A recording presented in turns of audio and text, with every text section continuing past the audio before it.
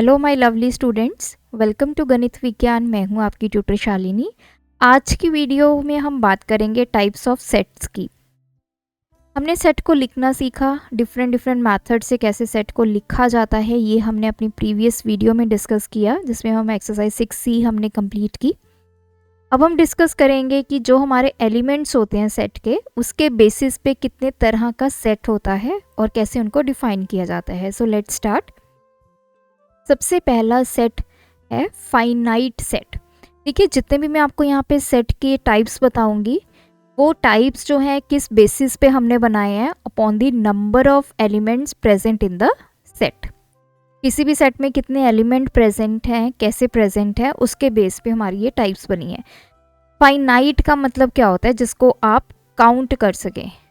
मतलब एक ऐसा सेट, जैसे मैंने बोला कि फर्स्ट 5 नेचुरल नंबर्स, तो पहले 5 नेचुरल नंबर्स हैं, तो उनको आप काउंट कर सकते हो 1 2 3 4 और 5। या फिर मैंने बोला सेट ऑफ वॉवल्स, तो आपने इनके एलिमेंट्स को काउंट किया, टोटल कितने एलिमेंट्स हैं? 5। इसमें भी कितने हैं? 5।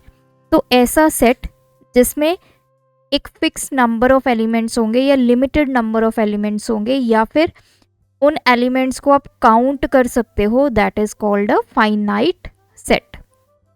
इसी के ऑपोजिट सेकंड कैटेगरी है हमारी इनफाइनाइट सेट की। इनफाइनाइट मीन्स ऐसा सेट जिसके अंदर जो एलिमेंट प्रेजेंट है हम उनको काउंट नहीं कर सकते। Those elements are countless. अब जैसे फॉर एग्जाम्पल मैंने बोला सेट ऑफ होल नंबर्स। अब होल नंबर्स जो हैं स्टार्ट तो हो जाएंगे 0 से, लेकिन what about the ending part? End नहीं है, तो ये इनफाइनाइट चलते जाएंगे, तो इनको आप काउंट नहीं कर सकते हैं। These are infinite. इनका कोई एंड पॉइंट नहीं है, टर्मिनेशन पॉइंट नहीं है। तो ऐसे सेट जिनका कोई टर्मिनेशन पॉइंट नहीं है, जिनके एलिमेंट्स को आप काउंट नहीं कर सकते, उनको बोला जाता है इनफाइनाइट सेट। अब बढ़ते हैं अपनी थर्ड कैटेगरी में, एम्प्टी सेट, या जिसको नल सेट भी बोला जाता है। तो इसके नाम से ही पता चल रहा है, वो सेट जो एम्प्टी होगा, खाली होगा, जिसमें कोई भी एलिमेंट प्रेजेंट नहीं होगा। अब फॉर एग्जांपल आपको बोला जाए नेचुरल नंबर्स लेस देन 1, एक से छोटे, एक से छोटा कोई भी नेचुरल नंबर नहीं होता, तो उसको आप क्या बोलोगे? Null set. तो जो भी नल सेट है उसको डिफाइन कैसे करना है? या तो आप सिर्फ ब्रैकेट्स लगाओगे, या आप लिखोगे इस तरह से, दिस इज फाई सिंबल। इसका मतलब भी क्या होता है? नल, कि कोई भी एलिमेंट प्रेजेंट नहीं है। तो ये दो मेथड्स हैं नल सेट या फिर एम्प्टी सेट को रिप्रेजेंट करने के लिए। नेक्स्ट हमारे पास आते हैं इक्वल सेट। इक्वल सेट अब मतलब क्या है? आपके पास दो सेट होंगे, एक है सेट ए और दूसरा है सेट बी। ये दोनों सेट आपस में इक्वल कब होंगे? जब इनमें जो एलिमेंट्स प्रेजेंट हैं वो सेम होंगे। नाउ सपोज मैंने बोला कि ए एक ऐसा सेट है जिसमें मेरे पास 5 एलिमेंट्स हैं, 1 2 3 4 एंड 5। वहीं मैंने बोला कि बी मेरे पास नेचुरल नंबर्स का सेट है लेस देन 6। तो जब मैं इसके एलिमेंट्स को बनाऊंगी, क्या एलिमेंट्स बन गए? 1 2 3 4 5। तो इधर भी यही एलिमेंट्स है, 1 2 3 4 5, इधर भी यही एलिमेंट्स है। एक चीज़ और आपने ध्यान रखनी है, ऑर्डर डजंट मैटर, आपके एलिमेंट्स सेम होने चाहिए। अब हो सकता है इसमें मैंने एलिमेंट्स को ऐसे लिख दिया, 5 फिर 3 लिख दिया, फिर 2 लिख दिया, फिर 1 लिख दिया, फिर 2 लिख दिया, इस ऑर्डर में लिख दिया, लेकिन एलिमेंट्स तो आपके सेम है ना। 5 इधर भी है, 5 इधर भी है, 3 इधर है, 3 इधर है, 4 इधर है, 4 इधर है, 1 एंड 2 इसमें प्रेजेंट है, 1 एंड 2 इसमें भी प्रेजेंट है। तो इसका मतलब ए और बी आपस में क्या हो गए? इक्वल हो गए।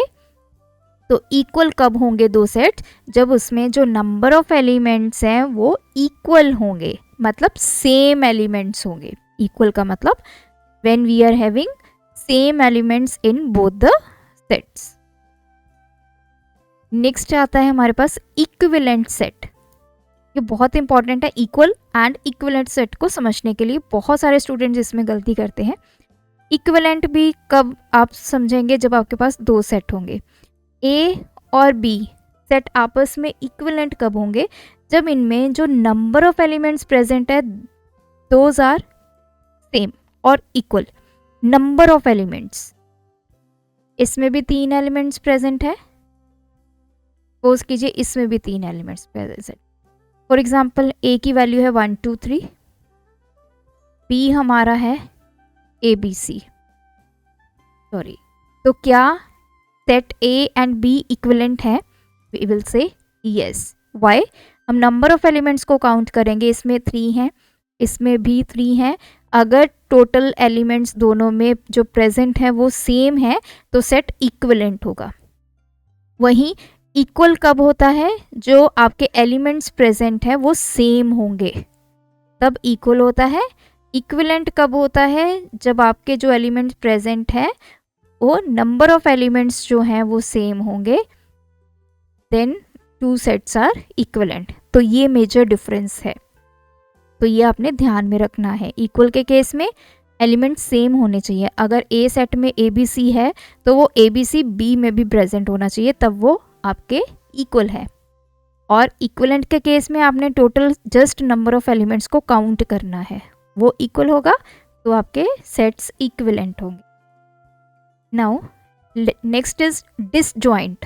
जैसे इनके नाम से समझ में आ रहा है, डिसजॉइंट मतलब कुछ भी उनमें कॉमन नहीं है। अब सपोज कीजिए ए सेट है 1 2 3 का, बी सेट है AEI, ये मेरे वॉवल्स है। अब इसमें एलिमेंट 1 है, इसमें 1 नहीं है, 2 है 3 है, इसमें AEI है और इसमें 1 2 3 है। मतलब सेट A और सेट B में कुछ भी कॉमन नहीं है, तो A और B क्या हो गए? डिसजॉइंट हो गए। मतलब उनमें कोई कनेक्शन नहीं है, कुछ भी कॉमन नहीं है।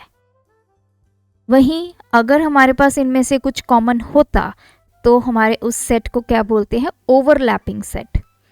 मीन्स हमारे पास सेट A है, सेट B है। A में मेरे पास एलिमेंट्स है 1 2 3 4 5, B में मेरे पास है 5 6 7 8 9। अब देखिए जो 5 है दोनों में कॉमन है, तो एटलीस्ट अगर आपके पास एक एलिमेंट भी कॉमन है तो आप बोलेंगे वो सेट कौन से हैं? Overlapping set. तो डिसजॉइंट में एक भी एलिमेंट कॉमन नहीं होता, ओवरलैपिंग में अगर एक भी एलिमेंट कॉमन है तो वो ओवरलैपिंग सेट। तो क्विक से एक बार रिवाइज करते हैं। सबसे पहले मैंने फाइनाइट सेट बताया जिसमें हमारे नंबर ऑफ एलिमेंट्स को आप काउंट कर सकते हो। इसका ऑपोजिट होता है इनफाइनाइट, जिसमें एलिमेंट्स काउंट नहीं हो सकते। नेक्स्ट हमारे पास होता है नल सेट, एम्प्टी सेट, जिसमें कोई भी एलिमेंट प्रेजेंट नहीं होता। उसके बाद आता है इक्वल सेट, जब आपके एलिमेंट्स A और एलिमेंट B के सेट A सेट B के जो एलिमेंट्स है वो सेम होंगे तो सेट आपका इक्वल होगा। नेक्स्ट आएगा इक्विवेलेंट, जब आपके number of elements in set A and set B equal होंगे तो वो इक्विवेलेंट होंगे।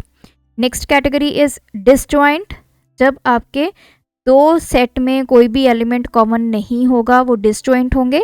इसी के ऑपोजिट है ओवरलैपिंग, जब कम से कम एक एलिमेंट कॉमन हमें मिल जाता है तो वो ओवरलैपिंग सेट बन जाते हैं। तो इसी कंसेप्ट को हम आगे वाली वीडियोस में यूज़ करेंगे, नेक्स्ट एक्सरसाइज में यूज़ करेंगे।